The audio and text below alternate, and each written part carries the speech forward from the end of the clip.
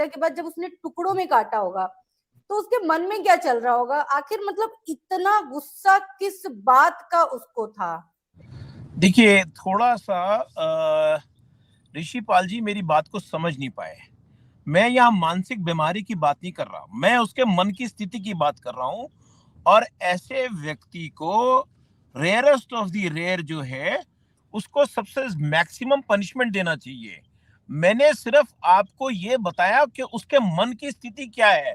मन की स्थिति क्या है कि ये ऐसे व्यक्ति सोसाइटी के लिए at large they are very dangerous. इनको बिल्कुल भी कहीं भी छूट के नहीं देना चाहिए।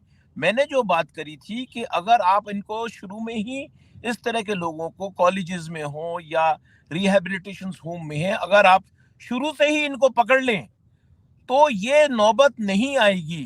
क्योंकि कारण क्या है, उसने कोल्ड ब्लडेड मर्डर किया है, उसने सोच समझ के किया है। ये जो है ऐसा व्यक्ति पूरे जो समाज से एक बदला लेना चाहता है, specially of the female nature. आपने जैसे लंदन में जैक द रिपर था, उसका बारे में सुना होगा, वो सिर्फ औरतों पे ही अटैक करता था। तो ऐसे व्यक्ति के हम कोई एक्सक्यूज नहीं देंगे कि मानसिक रूप से बीमार है। ये बीमारी नहीं है, ये भी एक तरह का उसका मानसिक स्थिति है। और ऐसे स्थिति को आप ठीक नहीं कर सकते, उसको आपको पीछे ही रखना पड़ेगा बिहाइंड बार्स। और दूसरों के लिए आपको एग्जाम्पल देना पड़ेगा कि जिस तरीके से इसकी हैंगिंग हो till death, that is very important. क्योंकि अगर आप इस व्यक्ति को फिर छोड़ दें खुला, या किसी कारण से ये पैरोल पे बाहर आ जाए, मौका मिलते ही ये फिर ऐसा काम दोबारा करेगा। तो इसीलिए बहुत इंपॉर्टेंट है कि वो जो भी कर रहा है प्लानिंग से कर रहा है, वो फिट ऑफ रेज में नहीं कर रहा। कि फिट ऑफ रेज में आप मर्डर कर सकते हैं, गलती से गुस्सा आ गया और आपने फिट ऑफ रेज में मर्डर कर दिया, परंतु उसके बाद जो उसने सारी चीजें करी हैं, उसने एक एक पीस काटा है, उसको जंगल में जाकर करा है, एंड उसके बाद भी लोगों को वो बताने को राजी नहीं था। जब तक कि देखिए ऐसा है, वो मिनट मिनट में स्टेटमेंट भी चेंज कर रहा था। तो ये लोग बहुत क्लेवर होते हैं, अपने को ओवर स्मार्ट शातिर समझते हैं कि हम दूसरे को बेवकूफ बना देंगे। जी ऋषिपाल जी, जवाब आपसे।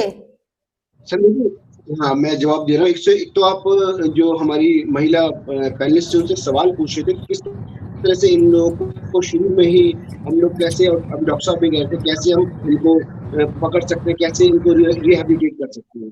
भैया, पहले आपने सवाल किया उनसे कि जब पहली बार श्रद्धा ने कंप्लेंट दी थी तो क्या पहली दस्तक नहीं थी।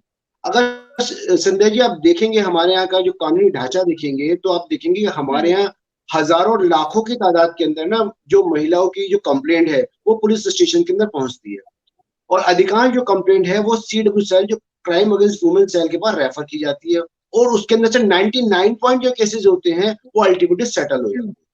तो जिस तरह की महिला अगर मान लीजिए पुलिस के पास जाती है, और अगर मान लीजिए छोटी मोटी अगर जो मारपीट है या उसकी कंप्लेंट करती है, तो उस समय पुलिस के पास ऐसा कोई मैकेनिज्म नहीं है कि वो ये जान सके कि जो उसका हस्बैंड है वो उसकी मानसिक स्थिति कैसी है, और उसको उसी समय चेक करने के लिए अपने आप में हम एक आदर्श स्थिति की बात कर सकते हैं, लेकिन अपने आप को ऐसा कर पाना ये बहुत मुश्किल है। तो दूसरी बात ये है कि जिस तरह से अगर कानून की बात करते हैं, तो कानून की बात में मर्डर करने के बाद उसने क्या किया, ये एक सेपरेट एक ऑफेंस है।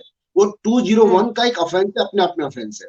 तो पहली स्थिति को हम बात करते हैं, पहली स्थिति तो यही है कि उसने जो है, अगर मान लीजिए 1% में अक्यूज की तरफ से लेके चलता हूँ कि वो ये कहता है कि हाँ भाई मुझे गुस्सा भी था, तो गुस्से के अंदर भी जो नॉलेज और इंटेंशन, दो चीजें होती है। उस नॉलेज और इंटेंशन में अगर आप कोई काम करते हैं तो कंप्लीटली वो मर्डर केस होता है।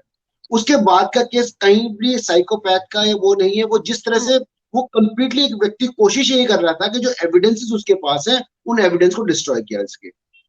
तीसरा, एक और डॉक्टर साहब ने प्रश्न उठाया कि अगर ऐसे लोग को अगर पैरोल पे बाहर निकलते हैं या क्या करते हैं। हालांकि मैंने इस केस को जितना पढ़ा है, अभी तक ऐसा पता नहीं चला कि वो और लोगों के साथ भी या किसी के और के साथ भी उसने कोई ऑफेंस क्रिएट किया हो। हालांकि वो इस समय वो इररेलेवेंट है। अगर वो society social point of view से शायद इंपॉर्टेंट होगा कि अगर वो क्राइम पहले भी और लोगों से सिमिलर क्राइम करता आया हो या उसमें इन्वॉल्व रहा हो, तो शायद ये वाली बात इंपॉर्टेंट हो जाएगी कि पैरोल पे भी बाहर ना आए या क्या उसको सजा मिले, कैसे मिले। ऋषिपाल जी,